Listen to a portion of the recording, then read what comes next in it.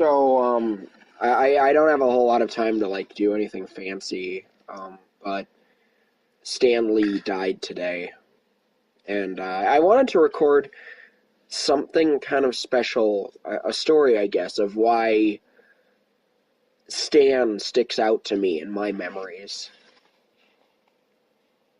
I was growing up in the 90s, of course, and like most little kids, I really liked superheroes. And, you know, obviously everyone loved Batman and Superman, and you had all those movies and such, but You grew up in a different kind of family. I did, and we rented VHS tapes from the library a lot, and sometimes In I would case you don't know what those are black boxes with tape inside. lots of random cartoons, and favorites when I was very little were The Adventures of Spider-Man and the Hulk, who had ongoing cartoons in the 80s and that were on VHS. And sometimes you get little appearances by Captain America and those sorts. And this is how I started to learn about the Marvel Universe. And what was magical about those tapes, what still sticks out in my memory,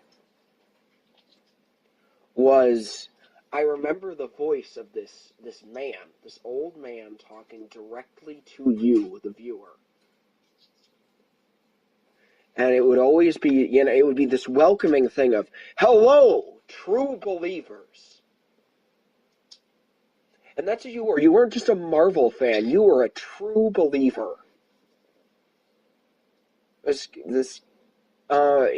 was magical. It wasn't just, this is a story. This is Being told to you directly. It's something special that you're getting directly, and that you get to share with the other people who hear this story, and all of you who've heard this story. It makes you a true believer,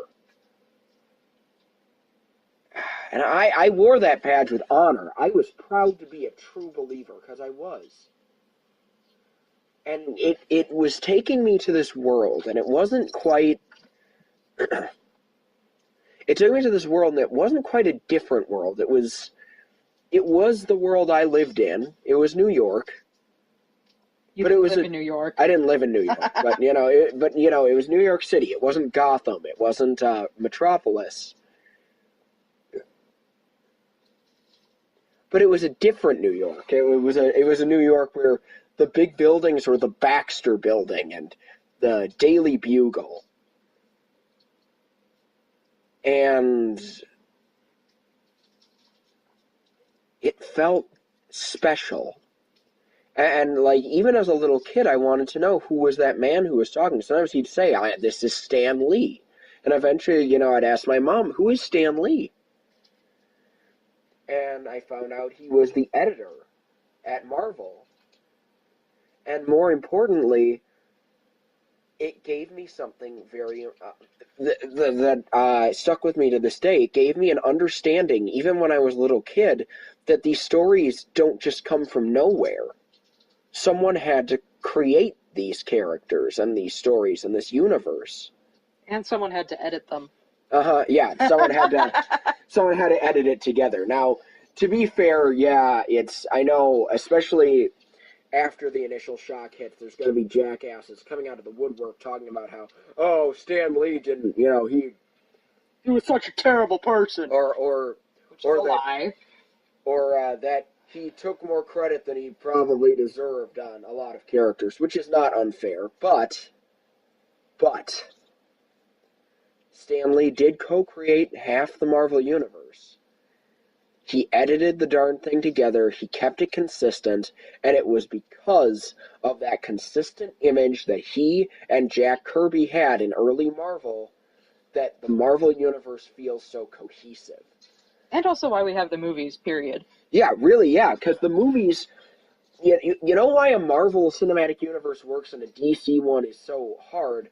The DC characters weren't necessarily thought of, at least when they were created as all of these have to exist in the same universe.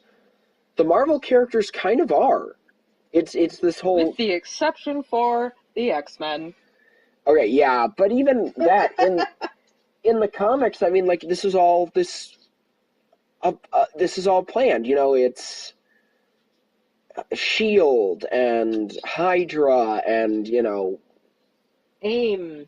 yeah, the Inhumans, the Avengers, the Fantastic Four, and yeah, even to an extent, the X-Men. It doesn't work as well now, but back in when they were created, the X-Men were very much part of the universe that they were in, and this was all one big amazing universe. As I remember, as I got older, I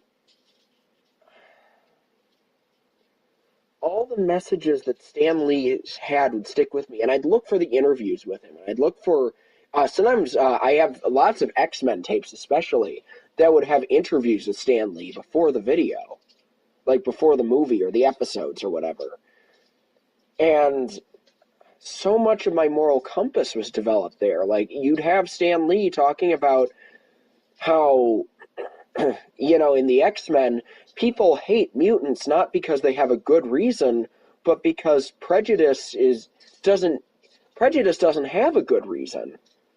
People Makes just sense. it doesn't make sense. People fear what they don't understand. And that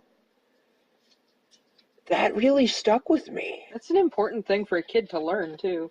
With great power comes great responsibility really stuck with me. I am Groot really stuck with me. And to that I said, love your friends. 95 is not a bad age, though. No, that's actually pretty darn tootin'. And I guess considering that, He also served our country. he did. He was a veteran. He was, considering that he was when he started out, he was just a Jewish kid who wanted to get into writing, who, wanted to get his work published and out there, and really never planned on going into superheroes or comics or any of that. To become one of the best known voices in comic books and writing is astounding.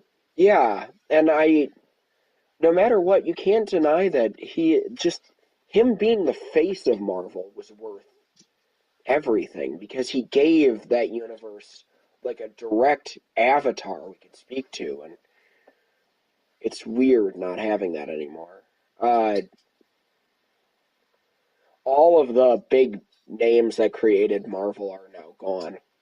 Steve Ditko is the co-creator of Spider-Man, is of course passed. The late great Jack Kirby died several years ago, but he rests in power, if you ask me. One of the greatest artists who ever lived. And now Stan Lee joins him. The Also resting in power. the founders of this universe are now all passed, and that's heartbreaking in a way. But maybe the fact that their characters and legends live on, that's worth a lot.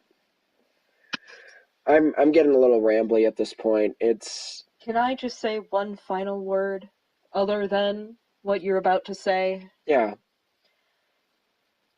The important thing is to remember that people don't truly die until they are forgotten. So continue believing. That's right, true believers. Excelsior. Rest in power, Stan.